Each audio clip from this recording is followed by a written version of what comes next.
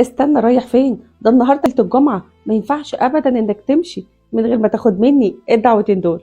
الدعوة دي من نصيبك، أيوة من نصيبك أنت، وبعون الله هتكبر. والله لا هتخرج من الفيديو ده سعيد ومطمن ومستريح وكمان مجبور الخاطر. بس في الأول صلي على الحبيب سيدنا محمد صلى الله عليه وسلم، صلاة تدعي بيها ربك يستجيب منك دعائك صلى الله عليه وسلم.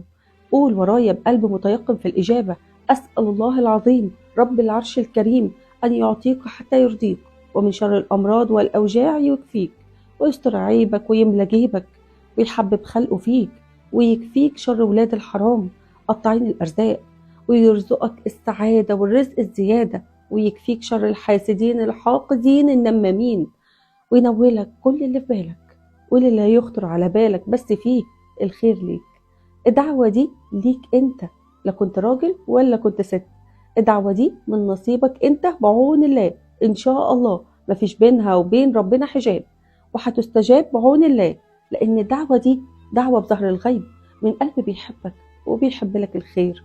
قول ورايا: أسأل الله العظيم رب العرش الكريم اللهم أعطي كل سائل مسألته، اللهم أعطي كل سائل مسألته، اللهم أعطي كل سائل مسألته.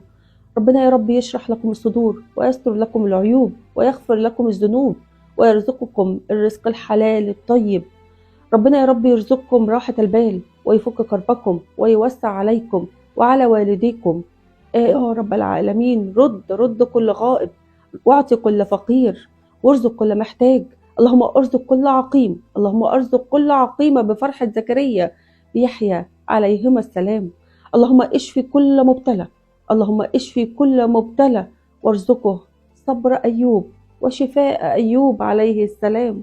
اللهم رد كل غائب، وارزقه بفرحة يعقوب بيوسف عليهما السلام. اللهم اشفي كل جسد يتألم ولا يتكلم ولا يعلم بحاله إلا الله، إلا وحدك يا الله. اللهم فك كل كرب كل مكروب ونوله ما يتمنى ويرجو يا الله. اللهم أعطي كل من قال آمين شفاعة النبي صلى الله عليه وسلم. اللهم يا رب ارزقه شربة هنيئة من يد النبي صلى الله عليه وسلم لا يظمأ بعدها أبدا. اللهم يا رب ارزق كل مشتاق زيارة بيتك الحرام. اللهم اجعل آخر كلامنا في الدنيا لا إله إلا الله محمدا رسول الله. اللهم آمين آمين يا رب العالمين. ربنا يا رب يتقبل مننا جميعا يا رب ويجمعنا صحبة في الجنة.